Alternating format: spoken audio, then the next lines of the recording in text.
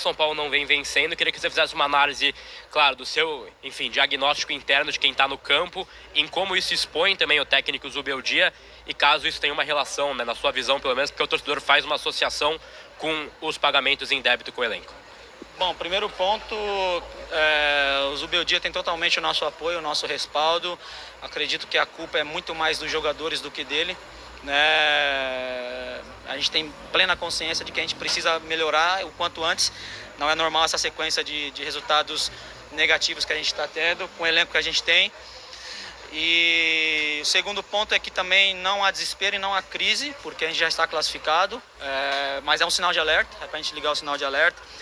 Terceiro ponto, não tem nada, absolutamente nada a ver com a questão de salário atrasado. Isso aí são coisas que a gente vai resolver internamente. Quando a gente entra em campo, a gente quer fazer o nosso melhor, a gente quer ganhar. Infelizmente as coisas não estão acontecendo. É momento de trabalhar, de falar menos, trabalhar mais, para que a gente possa mudar essa situação o quanto antes, que a gente possa, para a gente chegar bem na fase decisiva. Na reta final do ano passado, justamente quando o São Paulo conquistou seu objetivo, que era a vaga na Libertadores, o desempenho caiu muito. Vocês falaram muito sobre isso, sobre o dia principalmente. Nesse ano, justamente quando vocês também conquistaram o objetivo de vocês, que era o mata-mata, o desempenho também caiu um pouco. Você acha que tem um pouco disso, assim, de talvez vocês conquistarem o objetivo e aí o desempenho cai? Você acha que pode ter alguma relação?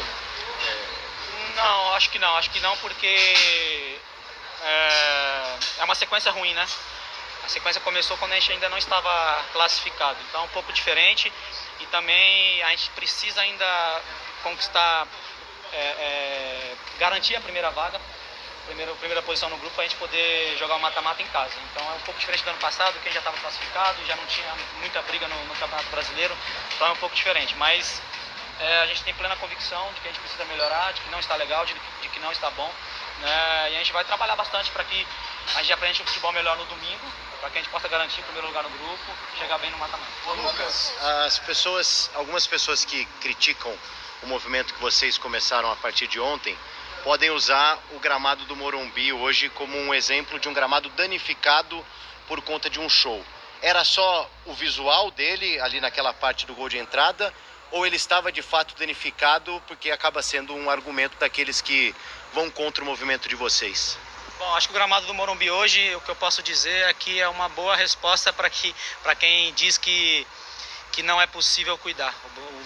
O gramado hoje estava de muito boa qualidade, né? Tinha algumas partes ali que estava com a coloração diferente, mas a qualidade estava muito boa, né? E isso é uma prova de que se tiver boa vontade, se tiver um pouco de esforço, se tiver um pouquinho de investimento e bom senso, né, dá para cuidar do gramado.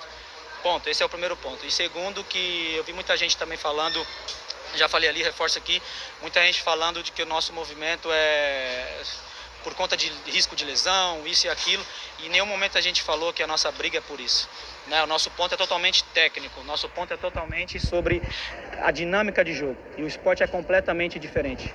Futebol de society, futebol de campo, gramado natural é totalmente diferente. O esporte que a gente joga é campo de 60 por 100, gramado natural. O futebol de society, futset é totalmente diferente, a dinâmica é outra, isso não tem como comparar. Então nosso ponto é totalmente técnico, a nossa briga é essa, que o nosso esporte é outro. Então a nossa briga é para que se tenha gramado natural de qualidade, né? A gente não pode tapar o sol com a peneira, não pode simplesmente, tem gramado ruim, vamos fazer gramado sintético e pronto, acabou. Não, tem que ter gramado bom. Né? Aí as pessoas perguntam, mas você prefere jogar num gramado esburacado do que no sintético? Não, eu prefiro jogar num gramado natural bom. O gramado sintético não pode ser uma opção. E eu acho que se tiver um pouquinho de esforço, um pouquinho de bom senso, de boa vontade, dá para fazer gramado natural de qualidade para que a gente tenha um futebol melhor. Lucas, desse assunto, eu queria abordar com você como é que começou esse movimento de vocês, como que vocês decidiram fazer essa publicação.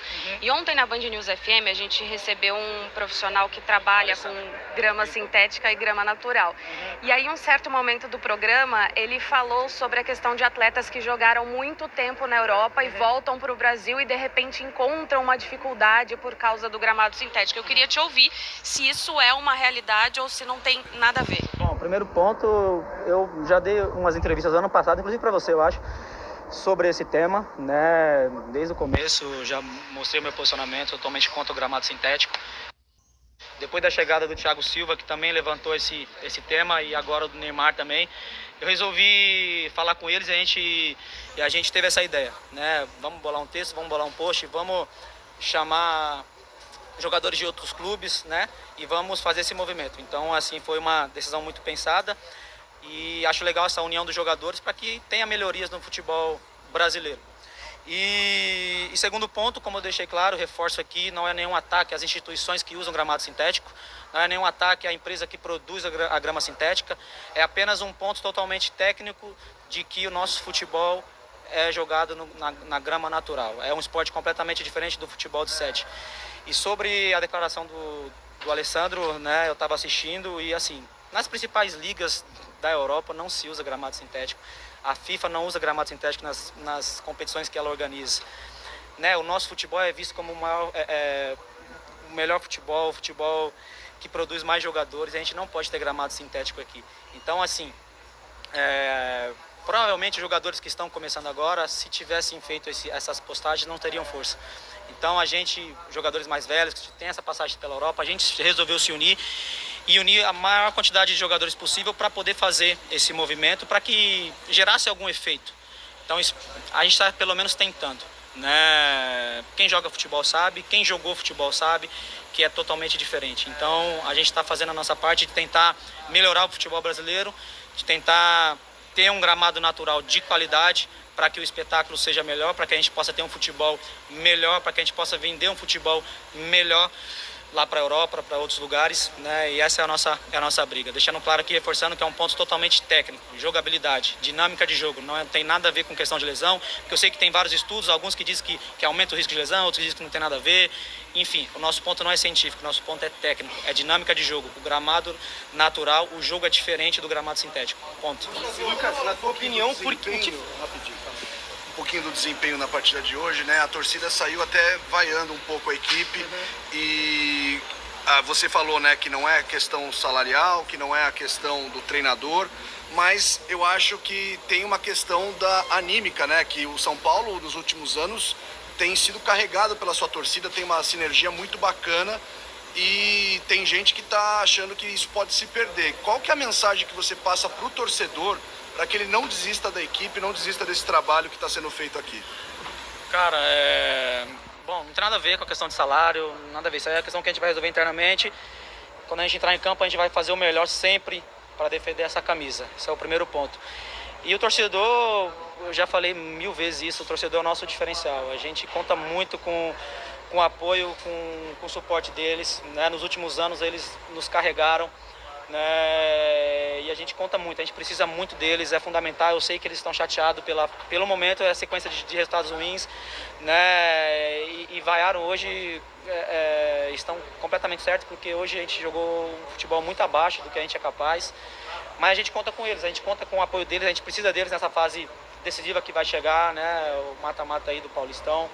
A gente precisa deles, eles são a nossa força, nosso 12º jogador em campo, então a gente precisa deles. Eu peço que eles nos apoiem, né? Xingue se tem que xingar, vai depois do jogo se tiver que vaiar, mas que eles nos apoiem, porque a gente precisa muito deles. E Lucas, na tua opinião, por que a CBF ainda não padronizou os gramados no futebol brasileiro? Boa pergunta, difícil de responder.